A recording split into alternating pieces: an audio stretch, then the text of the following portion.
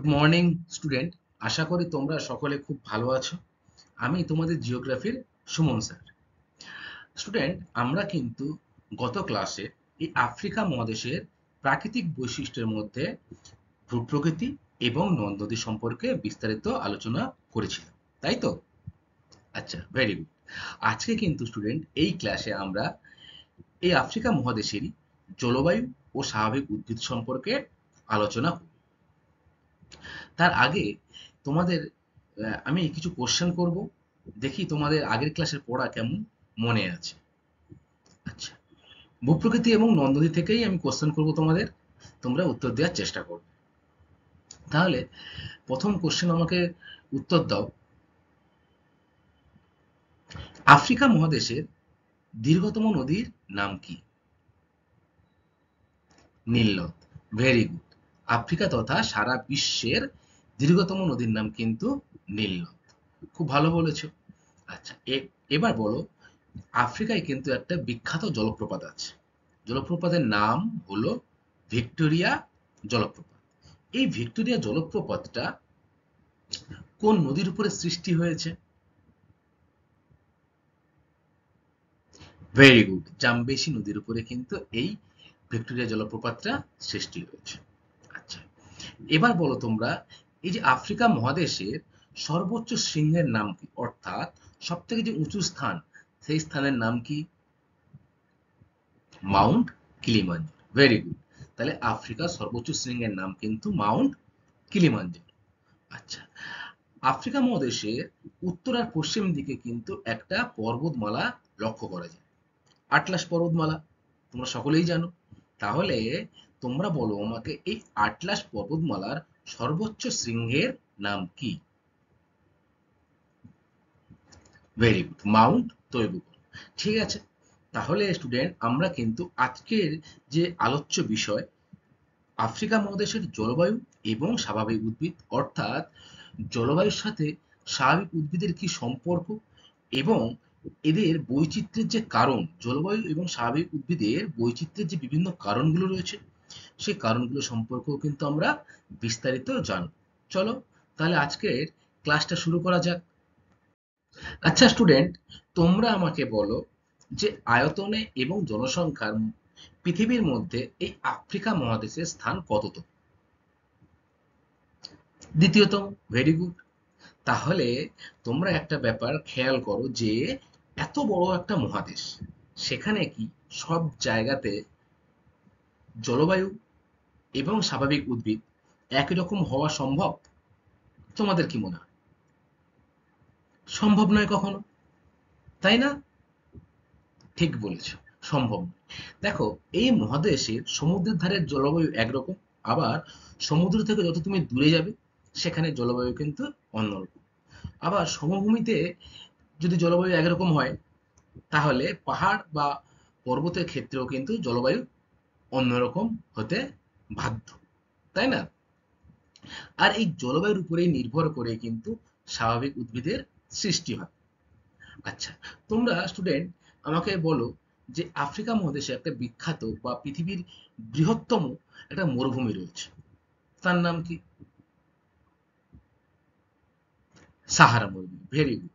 দেখো, সাহারা মরুভূমি কিন্তু আফ্রিকা মহাদেশের ঠিক এরকম জায়গাতে রয়েছে, অর্থাৎ এখানে কিন্তু বৃষ্টিপাতের পরিমাণ খুবই কম এবং উষ্ণ আবহাওয়া এখানে লক্ষ্য করা যায়।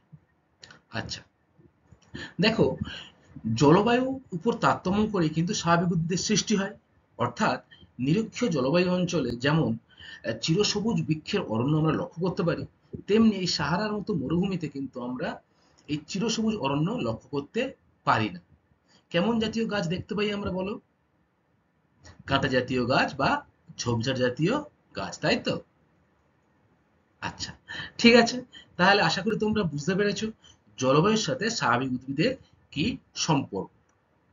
এবার আমরা এই আফ্রিকা মহাদেশের জলবায়ু এবং স্বাভাবিক উদ্ভিদের যে তারতম্যের যে বৈচিত্র্য, সেই বৈচিত্র্যগুলো কিন্তু আমরা জেনে নেব।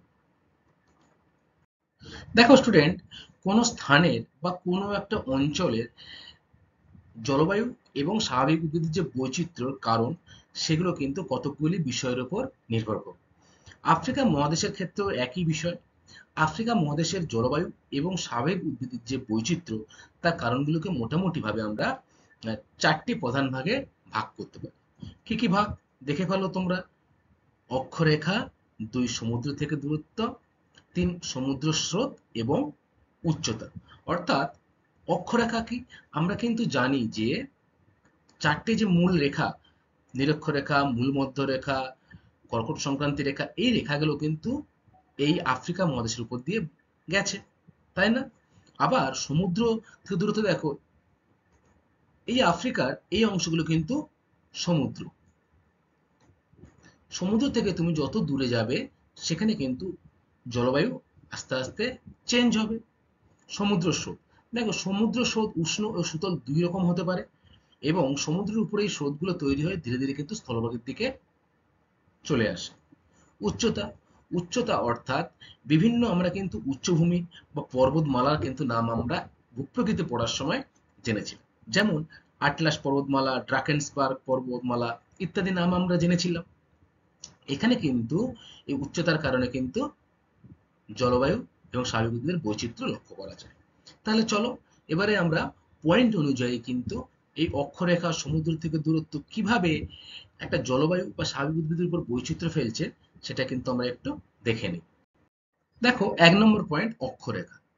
দেখো আফ্রিকা মহাদেশের মাঝখান থেকে কিন্তু নিরক্ষরেখা চলে গেছে। এই যে ছবিটা লক্ষ্য রাখো তোমরা, এই যে নিরক্ষরেখাটা কিন্তু প্রায় আফ্রিকা মহাদেশের মাঝ বরাবর চলে গেছে।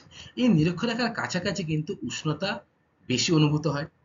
আবার আমরা যখন এই নিরক্ষরেখা থেকে দূরের দিকে সরে যাব, অর্থাৎ এদিকে সরে যাব, আবার এদিকে সরে যাব, তখন কিন্তু উষ্ণতা ধীরে ধীরে কমতে থাকে। এর মূল কারণ কিন্তু স্টুডেন্ট সূর্যের রশ্মি। নিরক্ষীয় অঞ্চলে আমরা সকলেই জানি সূর্যরশ্মি লম্বভাবে কিরণ দেয়, অর্থাৎ সরাসরি কিরণ দেয়, তাই সেখানে কিন্তু উষ্ণতা বেশি হয়। আবার দূরের দিকে সূর্যরশ্মি তির্যকভাবে কিরণ দেয়, ফলে সেখানে কিন্তু উষ্ণতা কম হয় নিরক্ষরেখা অঞ্চলের তুলনায়, তাই তো? এটা গেল অক্ষরেখা। 2, দেখো সমুদ্র থেকে দূরত্ব। আমরা কিন্তু সমুদ্রের ধারে অনেকে ঘুরতেও যাই, যাই তো? তাহলে তোমরা সমুদ্রের ধারে ঘুরতে গেলে কি দেখেছো বা কি ফিল করো? প্রচন্ড জোরে হাওয়া হয়, হয়তো? সেই হাওয়া কিন্তু সমুদ্র থেকে স্থলভূমির দিকে আসে। যেহেতু সমুদ্রের পার্শ্ববর্তী অঞ্চলগুলো এই হাওয়ার প্রভাবটা থাকে, তাই এর উষ্ণতা খুব বাড়েও না, আবার খুব কমেও না। অর্থাৎ সমুদ্রের পাশাপাশি যে অঞ্চলগুলো সেগুলো কিন্তু সমভাবাপন্ন অবস্থায় থাকে। স্থলভূমি যত সমুদ্র থেকে দূরে হবে সেখানে কিন্তু ঠান্ডা আর গরমের মধ্যে পার্থক্যটাও লক্ষ্য করা যাবে। দেখো এই আফ্রিকা মহাদেশের সমুদ্রের যে পাশাপাশি অঞ্চলগুলো, সেই অঞ্চলগুলো কিন্তু সমভাবাপন্ন। অর্থাৎ স্থলভূমির উষ্ণতাকে কিন্তু এই সমুদ্রের যে বায়ু সেটা কিন্তু খুব বাড়তেও দেয় না, আবার কমতেও দেয় না। কিন্তু এই মাঝখানের দিকে কিন্তু আবার উষ্ণতার পার্থক্য লক্ষ্য করা যায়। বুঝতে পেরেছো? আচ্ছা, সমুদ্র স্রোত। সমুদ্র স্রোতটা কি?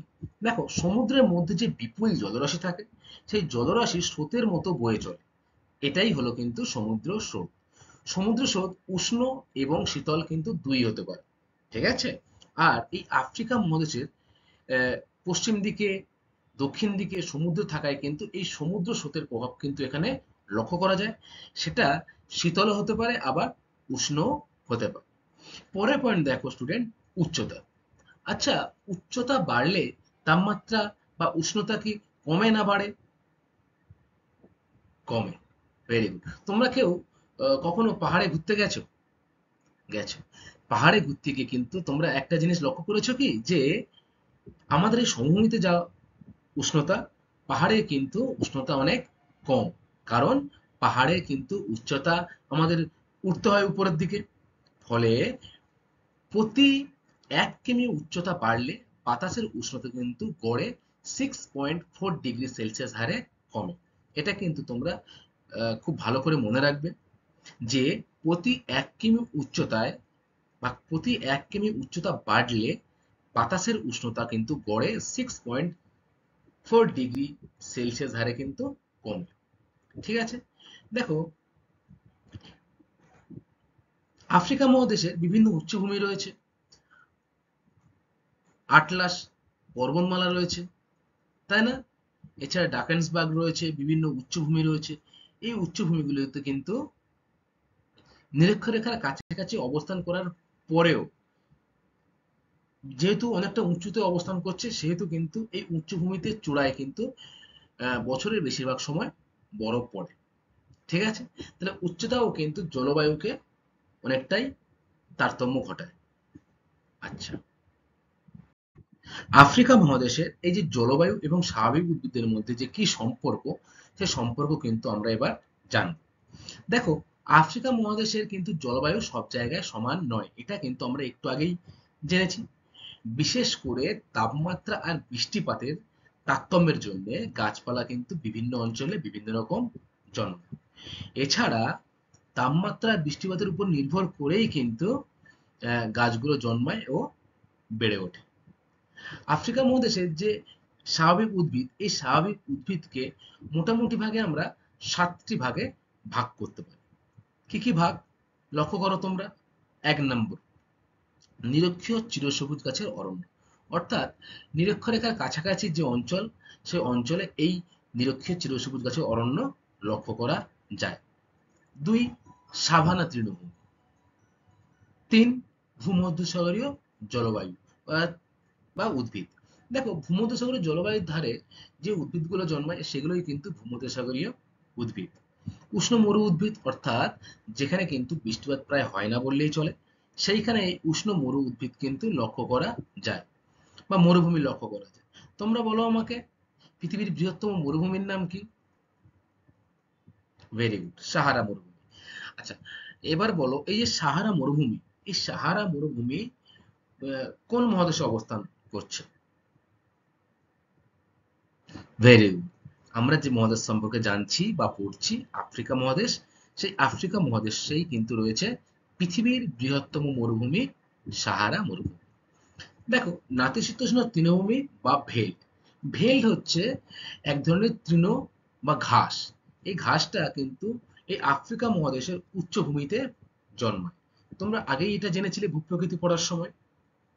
আচ্ছা, মৌসুমী পর্ণমোচী গাছের অরণ্য, অর্থাৎ যেখানে গাছ বছরের নির্দিষ্ট একটা ঋতুতে তাদের পাতা ঝরিয়ে ফেলে, সেখানে কিন্তু এই পর্ণমোচী গাছের অরণ্য লক্ষ্য করা যায়। এবং শেষে রয়েছে পূর্ব উপকূল উষ্ণ নাতিশীতোষ্ণ বা চীনদেশীয় জলভূমি বা চীনদেশীয় উদ্ভিদ। দেখো, চীনদেশীয় উদ্ভিদ কেন বলছি, তার কারণ আফ্রিকা মহাদেশের যে দক্ষিণ পূর্ব দিকের যে স্থানটা, সেটা কিন্তু চীন দেশের খুব কাছাকাছি বা চীন দেশের সাথে সাদৃশ্য লক্ষ্য করা যায়। তাই এই জলবায়ুকে কিন্তু বলা হয় চীন দেশীয় উদ্ভিদ। স্টুডেন্ট, আমরা প্রতিটা যে উদ্ভিদ সম্পর্কে পড়লাম, সেই প্রতিটা উদ্ভিদ সম্পর্কে কিন্তু আমরা জানবো এবং 7টা আলাদা আলাদা পয়েন্ট করে কিন্তু আমরা বিস্তারিত বিভিন্ন অঞ্চলের গাছ এবং কি কি ফসল বা কি কি ফল জন্মায় সেগুলো কিন্তু আমরা জানবো। তাহলে প্রথমে শুরু করি নিরক্ষীয় চিরসবুজ গাছের অরণ্য দিয়ে। 1 নম্বর যে পয়েন্ট, সেটা হচ্ছে নিরক্ষীয় চিরসবুজ গাছের অরণ্য। আচ্ছা স্টুডেন্ট, তোমরা আমাকে বলো যে আফ্রিকা মহাদেশের কোথা দিয়ে নিরক্ষরেখা চলে গেছে? আফ্রিকা মহাদেশে কিন্তু প্রায় মাঝ বরাবর কিন্তু নিরক্ষরেখাটা এরকম ভাবে বয়ে গেছে, তাই তো? ফলে এই অঞ্চলে কিন্তু সারা বছর গরম লক্ষ্য করা যায় এবং বৃষ্টিপাতও কিন্তু খুব বেশি হয়। তার একটাই কারণ, নিরক্ষীয় জলবায়ু অঞ্চলে সূর্যরশ্মি কিন্তু সারা বছর লম্বভাবে কিরণ দেয়। আচ্ছা, ধীরে ধীরে যখন আমি এই নিরক্ষীয় অঞ্চল থেকে উত্তরে এবং দক্ষিণ দিকে যাব, তখন কিন্তু তাপমাত্রার পার্থক্য লক্ষ্য করব। অর্থাৎ সূর্যরশ্মি কিন্তু তীর্যকভাবে তখন পড়বে, ফলে সেখানকার কিন্তু জলবায়ু বা স্বাভাবিক উদ্ভিদ অন্যরকম হবে, তাই তো? তাহলে এই যে নিরক্ষীয় জলবায়ু অঞ্চলের গড় উষ্ণতা কত থাকে আমরা দেখে নিই। দেখো, গড় উষ্ণতা থাকে 27 ডিগ্রি সেলসিয়াসের মতো। ঠিক আছে, এবং যদি আমরা বৃষ্টিপাতের পরিমাণ বলি, বৃষ্টিপাতের গড় পরিমাণ 200 থেকে 250 সেমি কিন্তু বৃষ্টিপাত এই নিরক্ষীয় জলবায়ু অঞ্চলে হয়ে থাকে। ফলে তোমরা কিন্তু বুঝতেই পারছো যে এই নিরক্ষীয় জলবায়ু অঞ্চলে উদ্ভিদ কিন্তু চিরসবুজ হবে, তাই তো? আচ্ছা, আর এই অঞ্চলে সূর্যরশ্মি সারা বছর লম্বভাবে কিরণ দেয় এবং বৃষ্টিপাতের পরিমাণ বেশি হয়। এখানে কিন্তু শক্ত কাঠের ঘন জঙ্গলের সৃষ্টি হচ্ছে। ঠিক আছে? কি কি গাছ লক্ষ্য করা যায়? মেহগিনি গাছ, রোজউড গাছ, এবনির গাছ ইত্যাদির কিন্তু ঘন জঙ্গল কিন্তু এই নিরক্ষীয় জলবায়ু অঞ্চলে লক্ষ্য করা যায়। আর এই নিরক্ষীয় জলবায়ু অঞ্চলের আরেকটা বৈশিষ্ট্য হলো এই যে অঞ্চলটা, এই অঞ্চলে কিন্তু আহ, তেমনভাবে পাতা ঝরানোর ঋতু না থাকায় গাছগুলি কিন্তু সারা বছর সবুজ থাকে। পাতা ঝরানোর ঋতু মানে যে গাছ বছরের নির্দিষ্ট একটা সময়ে বা নির্দিষ্ট একটা ঋতুতে পাতা ঝরিয়ে দেয় তাকে পর্ণমোচী বলি। এখানে কিন্তু সেই ঋতুটা কিন্তু লক্ষ্য করা যায় না, ফলে গাছ সারা বছরই চিরসবুজ থাকে। আচ্ছা, দেখো এই যে তোমরা ছবিটা দেখতে পাচ্ছ নিচে, এই গাছটা কিন্তু মেহগিনি গাছ। এই গাছের গুঁড়ি খুব শক্ত এবং মজবুত হয়, তাই না? ঠিক আছে, তাহলে কিন্তু আমরা কি জানলাম যে নিরক্ষীয় চিরসবুজ গাছের অরণ্য, নিরক্ষরেখার আশেপাশের অঞ্চলে কিন্তু এই অরণ্য লক্ষ্য করা যায়। 2 নম্বর পয়েন্ট এবার আমরা আসবো, সাভানা তৃণভূমি। দেখো আহ, আফ্রিকা মহাদেশের যে এই অঞ্চলটা কিন্তু সাভানা তৃণভূমির অন্তর্গত, দেখো, তাই না? তাহলে আমরা কি জেনেছিলাম যে নিরক্ষরেখা থেকে যত উত্তরে এবং দক্ষিণ দিকে আসা যাবে তত বৃষ্টিপাতের পরিমাণ ধীরে ধীরে কমবে এবং গরমেরও কিন্তু পার্থক্য লক্ষ্য করা যাবে। অর্থাৎ নিরক্ষীয় অঞ্চলে যে গরম ছিল সেই গরম কিন্তু ধীরে ধীরে কি হবে, কমতে থাকবে যত উত্তর এবং দক্ষিণের দিকে আমরা যাব, তাই না? তাই এখানে কিন্তু গড় বৃষ্টিপাতের পরিমাণ কিন্তু কমে 150 সেমির মতো হয়। আবার যখন এটি মরুভূমির দিকে আস্তে আস্তে এগিয়ে যাচ্ছি আমরা, সেখানে কিন্তু বৃষ্টিপাত 25 সেমিরও কম হয়। অর্থাৎ এই উপরে কিন্তু মরুভূমি রয়েছে। যখন এই নিরক্ষরেখা থেকে ধীরে ধীরে আমরা উপরের দিকে যাব এবং মরুভূমির কাছাকাছি আসবো, তখনই কিন্তু বৃষ্টিপাতের পরিমাণটা 150 সেমি আর থাকবে না, সেটা গড়ে 25 সেমিরও কম হবে। এবং দেখো মরুভূমির সৃষ্টি হয়েছে এই অঞ্চলটা, তাই না? আচ্ছা, এটা গেল জলবায়ু। এবারে আমরা আসব স্বাভাবিক উদ্ভিদ সম্পর্কে। দেখো মোটামুটি গরম আর কম বৃষ্টির জন্য এখানে কিন্তু বড় গাছের সংখ্যা খুবই কম। তার বদলে কিন্তু এখানে লম্বা ঘাসের প্রান্ত চোখে পড়ে। অর্থাৎ দূরের পর দূর তুমি তাকিয়ে তাকিয়ে থাকবে, দেখবে ঘাস আর ঘাস, এবং মাঝখানে কিন্তু একটা দুটো একাশিয়া গাছ এবং বাওবাব জাতীয় গাছ লক্ষ্য করা যায়। তোমরা নিচের দিকে ছবিটা লক্ষ্য করো, এই গাছটা কিন্তু একাশিয়া গাছ। বিস্তর তৃণভূমি রয়েছে চারিদিকে, তাই না? এর কিন্তু তৃণক্ষেত্র, ঠিক আছে, চারিদিকে তৃণক্ষেত্র রয়েছে এবং মাঝখানে একটা গাছ রয়েছে, সেটা কিন্তু একাশিয়া গাছ। তাহলে স্টুডেন্ট আমরা কি জানলাম যে সাভানা তৃণভূমি অঞ্চল। যেহেতু সাভানা তৃণভূমি অঞ্চল সেহেতু এখানে কিন্তু প্রচুর পশুপালন বা গরু, ছাগল ইত্যাদি কিন্তু প্রচুর পালন করা হয়ে থাকে। ফলে এখানে তৃণভূমির জন্য পশুপালনটা খুব ভালো হয়। অন্যান্য আফ্রিকার অন্যান্য জায়গার তুলনায় এই অঞ্চলে কিন্তু পশুপালনটা ভালো হয়। আমরা কি জানি যে আফ্রিকা অনেক হিংস্র জীবজন্তু থাকে, তাই না? অনেক বন্য পশু থাকে, সেটাও কিন্তু এখানে চলাফেরা করে থাকে। আচ্ছা, এরপরে 3 নম্বর পয়েন্টে দেখো স্টুডেন্ট, ভূমধ্যসাগরীয় উদ্ভিদ। আচ্ছা স্টুডেন্ট, তোমরা বলো আমাকে, এই যে ভূমধ্যসাগরীয় উদ্ভিদ আমরা জানার আগে, ভূমধ্যসাগরটা আফ্রিকা মহাদেশের কোন দিকে অবস্থান করছে? আফ্রিকা মহাদেশের সীমানা পড়ার সময় কিন্তু তোমরা এটা জেনেছিলে, বলো। ভেরি গুড, একেবারে কিন্তু এই উত্তর দিকটাতে কিন্তু রয়েছে, এই অংশটা কিন্তু রয়েছে ভূমধ্যসাগর, তাই তো? তাহলে লক্ষ্য করো, এই আফ্রিকা মহাদেশের একেবারে উত্তর পশ্চিম এবং দক্ষিণ পশ্চিম অংশে এই ভূমধ্যসাগরকে কেন্দ্র করে ভূমধ্যসাগরীয় উদ্ভিদ আমরা লক্ষ্য করতে পারি, বা ভূমধ্যসাগরে এই ধরনের জলবায়ু কিন্তু লক্ষ্য করা যায়। এই জলবায়ু অঞ্চলে শীতকালে বৃষ্টিপাত হয়, এটা কিন্তু এখানকার প্রধান বৈশিষ্ট্য। যদি বলে যে শীতকালে বৃষ্টিপাত হয় কোন জলবায়ু অঞ্চলে, তোমরা কি বলবে? ভূমধ্যসাগরীয় জলবায়ু অঞ্চলে কিন্তু শীতকালে বৃষ্টিপাত হয়। তাই এটা তোমরা জেনে রাখো, উম, ভূমধ্যসাগরীয় জলবায়ু অঞ্চলকে কিন্তু শীতকালীন বৃষ্টিপাতের দেশও বলা হয়ে থাকে। আচ্ছা, এই আফ্রিকা মহাদেশের এই ভূমধ্যসাগরীয় উদ্ভিদ এই জলবায়ু অঞ্চলে কিন্তু আহ, গড়ে সারা বছর 50 থেকে 100 সেমির মতো বৃষ্টিপাত হয়। এটা গেল জলবায়ু। এবারে আমি ভূমধ্যসাগরীয় জলবায়ুর স্বাভাবিক উদ্ভিদে আসবো। দেখো, গাছগুলোর পাতায় নরম মোমের আস্তরণ দেখা যায়। অর্থাৎ এখানে যে গাছগুলো জন্মায় সেগুলোর পাতায় কিন্তু মোমের মতো আস্তরণ লক্ষ্য করা যায়। কি কি উদ্ভিদ জন্মায়? জলপাই গাছ খুব ভালো হয়, ওক, আখরোট, ডুমুর, কর্ক এখানকার প্রধান প্রধান গাছ। এছাড়া কিন্তু মাঝে মাঝে কমলালেবুর বাগান, এছাড়া আঙ্গুর চাষও এই ভূমধ্যসাগরীয় জলবায়ু অঞ্চলে খুব ভালো হয়। যদি তোমাদের পরীক্ষায় কোশ্চেন আসে যে ভূমধ্যসাগরীয় উদ্ভিদগুলির উদাহরণ দাও, তোমরা কি লিখবে? অবশ্যই লিখবে জলপাই, ওক, আখরোট, ডুমুর, এছাড়া মাঝে মাঝে আঙ্গুর ও কমলালেবু কিন্তু লক্ষ্য করা যায়। এই প্রশ্নটা আমি কেন করলাম তোমাদের? কারণ এই প্রশ্নটা কিন্তু পরীক্ষায় আসে খুব। তাই তোমরা কিন্তু মনে রাখবে যে ভূমধ্যসাগরীয় উদ্ভিদগুলির উদাহরণ দাও। ঠিক আছে? আচ্ছা, তোমরা ছবিতে দেখো, লক্ষ্য করবে এটা কিন্তু কমলালেবুর গাছ। ভূমধ্যসাগরীয় জলবায়ু অঞ্চলে বিক্ষিপ্তভাবে কিন্তু এই কমলালেবু চাষ হয়ে থাকে। এছাড়া উপরে যে গাছটা দেখতে পাচ্ছ তোমরা, এই গাছটা কিন্তু জলপাই গাছ। সব থেকে বেশি ভূমধ্যসাগরীয় জলবায়ু অঞ্চলেই এই জলপাই গাছ লক্ষ্য করা যায়। তাহলে এটা গেল ভূমধ্যসাগরীয় উদ্ভিদ। এরপরে স্টুডেন্ট আমরা 4 নম্বর পয়েন্টটা দেখে নেব। 4 নম্বর পয়েন্ট হচ্ছে উষ্ণ মরু উদ্ভিদ।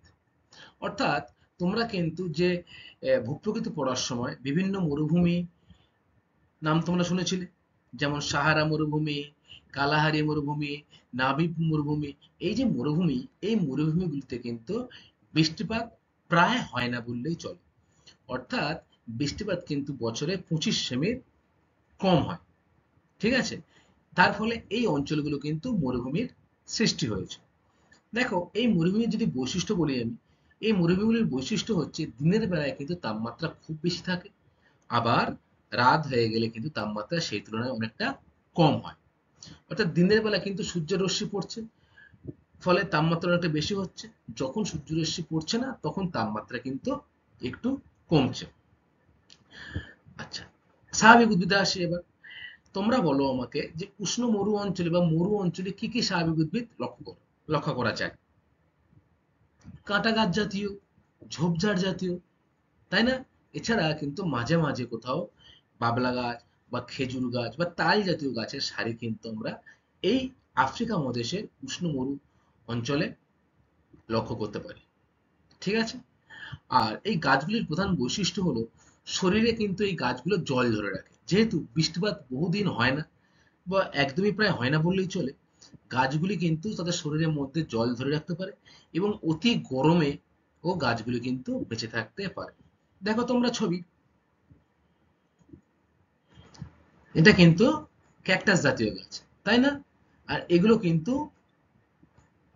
ঝোপঝাড় জাতীয় গাছ। উষ্ণ মরু অঞ্চলের উদাহরণ দেখো ছবিতে, এই যে অংশটা এটা কিন্তু উষ্ণ মরু অঞ্চল, অনেকটা অঞ্চল জুড়ে অবস্থান করছে।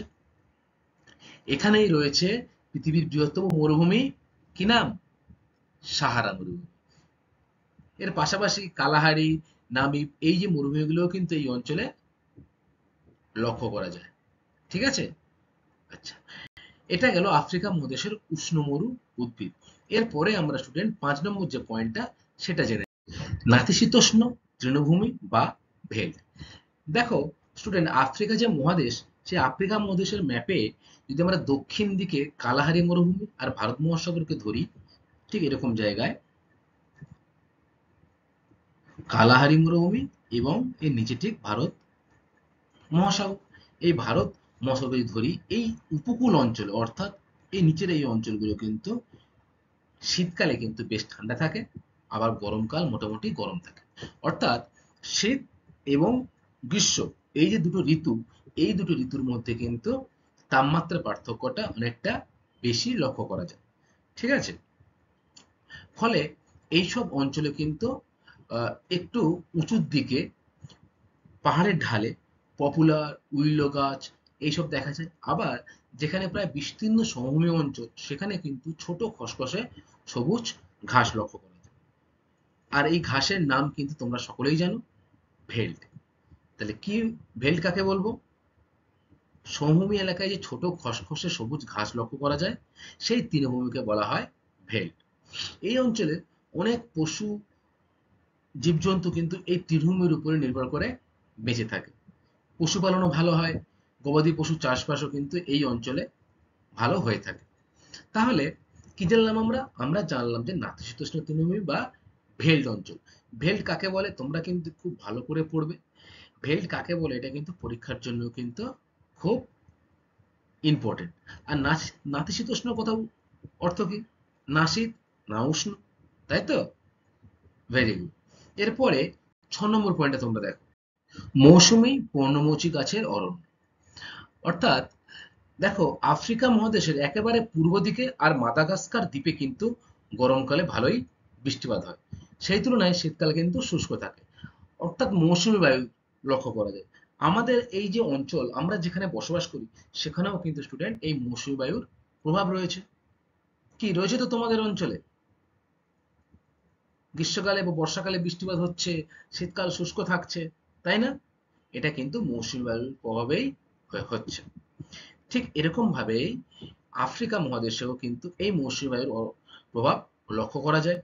এর ফলে যে আফ্রিকার পূর্ব প্রান্ত, সেই পূর্ব প্রান্তে কিন্তু বৃষ্টিপাত গ্রীষ্মকালে হয় এবং শীতকাল কিন্তু সেই তুলনায় শুষ্ক থাকে। তবে একটা বিশেষ বৈশিষ্ট্য হলো যে শীতকাল হোক বা গ্রীষ্মকাল হোক, তাপমাত্রা কিন্তু কোনো ঋতুতেই খুব বেশি হয় না। অর্থাৎ যখন শীত পড়বে, শীত যে পড়বে তাও নয়, আবার যখন গরম পড়বে যে বিশাল গরম হবে, মানুষ হাইফাই করবে গরমে গরমে, সেরকমও কিন্তু গরম নয়। ঠিক আছে? আচ্ছা, মৌসুমী পর্ণমোচী গাছের এবারে আমরা স্বাভাবিক উদ্ভিদে আসব। স্বাভাবিক উদ্ভিদ কি? শাল গাছ বা বাঁশ গাছের জঙ্গল কিন্তু এই মৌসুমী পর্ণমোচী অরণ্যে লক্ষ্য করা যায়। শীতকালে কিন্তু জলের অভাবে এখানকার যে গাছগুলো জন্মায়, সেগুলো কিন্তু পাতা ঝরে যায় এবং এদেরকে কি বলা হয়? পর্ণমোচী উদ্ভিদ। আমরা সকলেই জানি, বছরে নির্দিষ্ট একটা ঋতুতে কিন্তু এই পর্ণমোচী উদ্ভিদ তাদের পাতা কিন্তু ঝরিয়ে ফেলে, তাই না? ছবিতে তোমরা দেখো, নিচের দিকের ছবিটাতে পর্ণমোচী উদ্ভিদের উদাহরণ। গাছ একটা নির্দিষ্ট ঋতুতে কিন্তু তার পাতা ঝরিয়ে ফেলছে। এবং এটা কেন করে? কারণ কিন্তু এই একটাই, শীতকালে জলের অভাবে কিন্তু গাছগুলো পাতা ঝেড়ে ফেলে। আচ্ছা, তোমরা কিন্তু মনে রাখবে, আমাদের পশ্চিমবঙ্গ কিন্তু মৌসুমী জলবায়ু অঞ্চলের অন্তর্গত। আবার ভারতবর্ষও কিন্তু মৌসুমী জলবায়ুর দেশ। ক্রান্তীয় মৌসুমী জলবায়ুর দেশ কিন্তু আমাদের ভারতবর্ষ। ঠিক আছে? তাহলে মৌসুমী পর্ণমোচী গাছের অরণ্য আমরা দেখলাম। অর্থাৎ এই যে আফ্রিকা মহাদেশ, এই আফ্রিকা মহাদেশের পূর্ব প্রান্তে এই অঞ্চলটাতে কিন্তু মৌসুমী পর্ণমোচী গাছের অরণ্য লক্ষ্য করা যায়। আচ্ছা, এরপরে 7 নম্বর পয়েন্টটা আমরা একটু লক্ষ্য করব। পূর্ব উপকূলীয় উষ্ণ নাতিশীতোষ্ণ বা চীনদেশীয় উদ্ভিদ। চীনদেশীয় উদ্ভিদ কেন বলা হচ্ছে এই অঞ্চলটাকে? তোমাদের মনে প্রশ্ন আসতেই পারে। তাহলে দেখো, দেখো, দক্ষিণ পূর্ব উপকূল অঞ্চলে গরমকালে বেশ গরম আর বৃষ্টি হয়। তাহলে কোন অঞ্চলটা? দক্ষিণ পূর্ব অঞ্চল। অর্থাৎ ঠিক এই যে অঞ্চলটা, এই অঞ্চলটা কিন্তু পূর্ব উপকূলীয় উষ্ণ নাতিশীতোষ্ণ বা চীনদেশীয় উদ্ভিদ। এবারে চীনদেশীয় উদ্ভিদ কেন বলা হচ্ছে, তার কারণ হচ্ছে চীন দেশের পূর্বাংশে যে ধরনের জলবায়ু লক্ষ্য করা যায়, ঠিক একই রকম জলবায়ু কিন্তু এই অঞ্চলে কিন্তু লক্ষ্য করা যায়। তাই এই চীনদেশীয় জলবায়ুর নাম অনুসরণ করে একে নাম দেওয়া হয়েছে চীনদেশীয় উদ্ভিদ। কি কি উদ্ভিদ এখানে লক্ষ্য করা যায়? দেখো, পাতাঝরা গাছ কিন্তু বেশি পরিমাণে এখানে লক্ষ্য করা যায়। অর্থাৎ পর্ণমোচী উদ্ভিদ কিন্তু এখানে লক্ষ্য করা যায়, এবং ওক গাছ কিন্তু এখানে চোখে পড়ার মতো। দেখো তোমরা ছবিতে পাতা দেখো, গাছের পাতা দেখো ঝরে গেছে, তাই না? এটা কিন্তু বছরের একটা নির্দিষ্ট ঋতুতে হচ্ছে। পাতা ঝরিয়ে দেওয়ার মাধ্যমে গাছ কিন্তু যে জলের অতিরিক্ত যোগানটা সেটা কিন্তু, শীতে তো বৃষ্টিপাত তেমন হয় না শীতকালে, ফলে গাছপালা কিন্তু শীতের সময় কিন্তু পাতা ঝরিয়ে ফেলে। আর বাঁদিকের যে গাছটা তোমরা লক্ষ্য করছো সেটা কিন্তু ওক গাছ।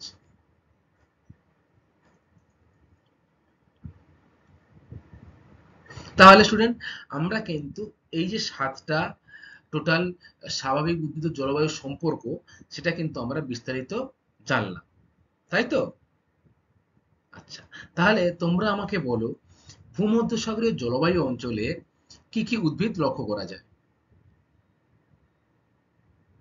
Very good. জলপাই, কমলালেবু, হ্যাঁ আঙ্গুর, ভেরি গুড। আচ্ছা, নিরক্ষীয় জলবায়ু অঞ্চলে সূর্যরশ্মি কিভাবে তার রশ্মি ফেলে? ভেরি গুড, লম্বভাবে। আচ্ছা, সাভানা যে তৃণভূমি অঞ্চল, সেখানে কি ধরনের যে বিস্তর যে ঘাস রয়েছে, সেই ঘাসের মাঝামাঝি কিন্তু এক ধরনের আহ, গাছ কিন্তু জন্মায়। কি গাছ জন্মায় কেউ বলো আমাকে? ভেরি গুড, একাশিয়া গাছ। আচ্ছা, আমরা স্টুডেন্ট আফ্রিকা মহাদেশের জলবায়ু এবং স্বাভাবিক উদ্ভিদের সম্পর্ক কিন্তু বিস্তারিত জানলাম, এবং এই যে জলবায়ুর যে সাতটি ভাগ, তার সাথে স্বাভাবিক উদ্ভিদের কি সম্পর্ক, সেটাও কিন্তু আমরা বিস্তারিত আলোচনা করেছি, তাই তো? তাহলে এবারে তোমরা চট করে দেখে ফেলো, কোন গাছ কোন জলবায়ুতে জন্মায়, বা তোমরা উত্তর বলার চেষ্টাও করো আমাকে। গাছ বা গাছের প্রথমে ধর্ম, অর্থাৎ কি গাছ। দেখো, কাঁটা গাছ। তাহলে কাঁটা গাছ স্টুডেন্ট কোন জলবায়ু অঞ্চলে জন্মায়? উষ্ণ মরু অঞ্চলে, তাই তো? আচ্ছা, তাহলে উষ্ণ মরু অঞ্চলে আর কাঁটা গাছ ছাড়া আর কি গাছ, কি জাতীয় গাছ জন্মায়? ঝোপঝাড় জন্মায়, তাই তো? Very good. সাহারা মরুভূমি রয়েছে এই আফ্রিকা মহাদেশে, সেখানে কিন্তু এই উষ্ণ মরু লক্ষ্য করা যায়। বুঝতে পেরেছ? এরপরে দেখো গাছ, পাতায় মোমের আস্তরণ। পাতার মোমের আস্তরণ থাকে কোন জলবায়ু অঞ্চলের গাছে? Very good. ভূমধ্যসাগরীয় জলবায়ু অঞ্চলে কিন্তু গাছের পাতাগুলি মোমের আস্তরণ লক্ষ্য করা যায়। কি কি গাছ জন্মায়? কমলা লেবু, ভেরি গুড। সব থেকে বেশি হয় জলপাই। আচ্ছা, এছাড়া আঙ্গুর ও কিন্তু এই ভূমধ্যসাগরীয় জলবায়ু অঞ্চলে লক্ষ্য করা যায়। তারপরে দেখো গাছের ধরন, শাল গাছ ও বাঁশ গাছ। বলে ফেলো। আমাদের এইসব অঞ্চলেও কিন্তু শাল গাছ ও বাঁশ গাছ কিন্তু আমরা যেখানে সেখানে দেখতে পাই। তাহলে আমাদের এখানে জলবায়ু কি প্রকৃতির? মৌসুমী প্রকৃতির। অর্থাৎ ওখানেও কিন্তু জলবায়ু মৌসুমী প্রকৃতির। তাহলে শাল ও বাঁশ গাছ জন্মাচ্ছে মৌসুমী জলবায়ু অঞ্চল। এরপরে দেখো জলপাই গাছ। একটু আগেই জানলাম আমরা, জলপাই গাছ কিন্তু জন্মায় ভূমধ্যসাগরীয় জলবায়ু অঞ্চল। এই আফ্রিকা মহাদেশের একেবারে উত্তর এবং পশ্চিম দিকে কিন্তু এই ভূমধ্যসাগরীয় জলবায়ু লক্ষ্য করা যায়, তাই তো? আচ্ছা, এরপরে দেখো খসখসে সবুজ ঘাস নাতিশীতোষ্ণ জলবায়ু অঞ্চলে জন্মায়। এই খসখসে সবুজ ঘাসের কিন্তু স্টুডেন্ট একটা অপর বা অন্য নাম রয়েছে। তোমরা আমাকে বলো কি নাম রয়েছে?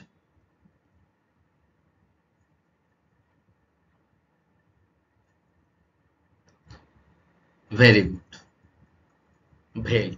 তাহলে দেখো, আফ্রিকা মহাদেশে সমভূমি অঞ্চলে যে তৃণ জন্মায় বা যে তৃণভূমি লক্ষ্য করা যায়, যে তৃণভূমি বিঘার পর বিঘা, অর্থাৎ দূর প্রান্ত তুমি যত দূরে তাকাবে দেখবে ঘাস আর ঘাস। এই ঘাসগুলোকে কিন্তু বলা হচ্ছে ভেল্ট, এবং এর মাঝখানে মাঝখানে কিন্তু একটা দুটো বড় বড় ওক গাছও কিন্তু লক্ষ্য করা যায়। ঠিক আছে? আচ্ছা, এর পরের স্টুডেন্ট তোমরা বলো যে সবুজ ঘাসের সঙ্গে বাওবাব জাতীয় মরু উদ্ভিদ। আগে বলো এটা কি ধরনের উদ্ভিদ? কোথায় দেখা যায়? ভেরি গুড, সাভানা তৃণভূমি অঞ্চলে কিন্তু দেখা যায়। অর্থাৎ যে জলবায়ু আমরা বলবো, এই জলবায়ুটা কিন্তু নিরক্ষরেখার ঠিক উত্তর এবং দক্ষিণ দিকে লক্ষ্য করা যায়। অর্থাৎ নিরক্ষরেখা থেকে তুমি যত দূরে চলে যাবে, তত কিন্তু এই সবুজ ঘাসের বাওবাব জাতীয় মরু উদ্ভিদ কিন্তু লক্ষ্য করা যাবে। ঠিক আছে? নিরক্ষরেখার কাছে বৃষ্টিপাতের পরিমাণ বেশি, তাই সেখানে কিন্তু চির সবুজ অরণ্য লক্ষ্য করা যায়। এবং নিরক্ষরেখা থেকে ধীরে ধীরে যত তুমি উত্তরের দিকে যাবে এবং যত ধীরে ধীরে তুমি দক্ষিণের দিকে যাবে, তত কিন্তু বৃষ্টিপাতের পরিমাণ কমবে এবং এই সবুজ ঘাসের বিস্তর অরণ্য বা সবুজ ঘাসের যে সাভানা তৃণভূমি, সেই তৃণভূমি কিন্তু এখানে তুমি লক্ষ্য করবে। আর এইখানে সবুজ ঘাসের মাঝে কিন্তু একাশিয়া গাছ লক্ষ্য করা যায়। অর্থাৎ আহ, বিস্তীর্ণ এলাকা জুড়ে কিন্তু এই তৃণভূমি রয়েছে, মাঝখানে কিন্তু একটা গাছ রয়েছে। সে গাছটা কি গাছ? একাশিয়া গাছ বা বাওবাব জাতীয় মরু উদ্ভিদও কিন্তু এই নিরক্ষীয় জলবায়ু অঞ্চলের আশেপাশে অঞ্চলে আমরা লক্ষ্য করতে পারি। ঠিক আছে? তাহলে তোমরা জেনে ফেললে যে কোন গাছ কিন্তু কোন জলবায়ু অঞ্চলে ভালো হয়। এই আফ্রিকা মহাদেশ সম্পর্কে আমরা যখন তার সীমানা জেনেছিলাম, তখন আমরা কি জেনেছিলাম? জেনেছিলাম কিন্তু এই জলবায়ু অঞ্চলের একেবারে উত্তর দিকে রয়েছে কি? বলে ফেলো। ভূমধ্যসাগর। তাই তো, একেবারে উত্তর দিয়েছে ভূমধ্যসাগর। দক্ষিণ দিকে রয়েছে কিন্তু আটলান্টিক মহাসাগর। আর নিচের দিকে কি রয়েছে? দক্ষিণ দিকে একেবারে আটলান্টিক মহাসাগর। এবং পূর্ব দিকে কিন্তু রয়েছে ভারত মহাসাগর। এই যে বিভিন্ন সমুদ্র দ্বারা কিন্তু এই আফ্রিকা মহাদেশ কিন্তু চারিদিকে ছড়িয়ে রয়েছে। সমুদ্র তীরবর্তী অঞ্চলে, উপকূল অঞ্চলে কিন্তু জলবায়ু অন্যরকম। আবার এই জলবায়ু অন্যরকম হওয়ার কারণেই কিন্তু সেখানে বিভিন্ন ধরনের উদ্ভিদ লক্ষ্য করা যায়। যেমন উপকূল অঞ্চল, ভূমধ্যসাগরীয় উপকূল অঞ্চলেও কিন্তু বিভিন্ন রকম অন্যরকম উদ্ভিদ দেখা যায়।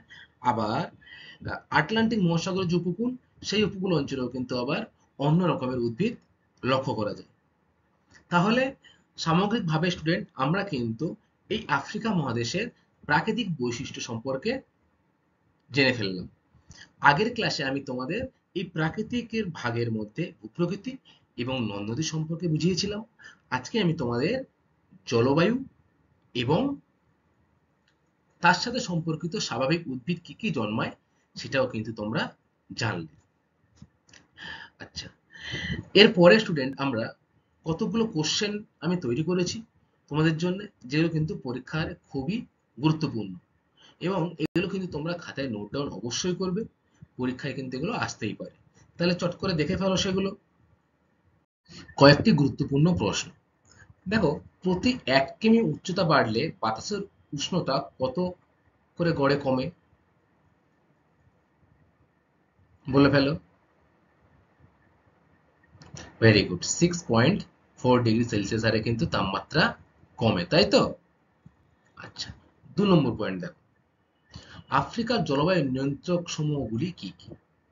4টি প্রধান নিয়ন্ত্রক সমূহ রয়েছে, আমরা জেনে এসেছি। কি কি 4টে? অক্ষরেখা, সমুদ্র থেকে দূরত্ব, সমুদ্র স্রোত এবং উচ্চতা।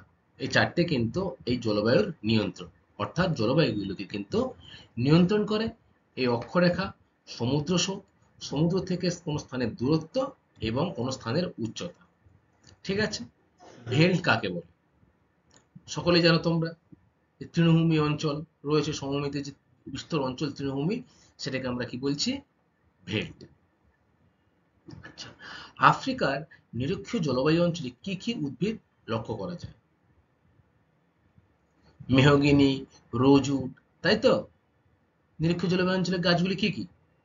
মেহগিনি গাছ, খুব শক্ত গাছ, শক্ত, এর যে কাণ্ডটা খুব শক্ত হয়, তাই না? এছাড়া রোজউড গাছ কিন্তু এখানে প্রচুর পরিমাণে লক্ষ্য করা যায়।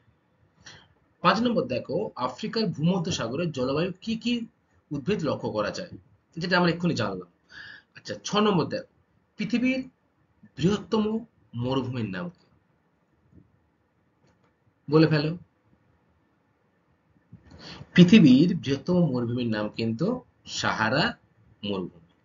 আচ্ছা স্টুডেন্ট, তোমরা আমাকে বলো, আমরা তো আফ্রিকা মহাদেশ সম্পর্কে জানছি, তাই না? তাহলে এই যে আফ্রিকা মহাদেশ, আফ্রিকা মহাদেশের দেশের সংখ্যা কয়টি?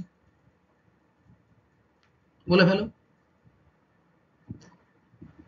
Very good, 56টি। আর তোমরা কিন্তু এটাও মনে রাখবে, এই পূর্ব আফ্রিকাতেই পৃথিবীতে প্রথম প্রাণের আবির্ভাব ঘটেছিল, এই পূর্ব আফ্রিকাতে। আরেকটা পয়েন্ট তোমরা কিন্তু খুব ভালো করে মনে রাখবে, সেটা হচ্ছে এই আফ্রিকা মহাদেশকে অন্ধকারাচ্ছন্ন মহাদেশ কেন বলা হয়।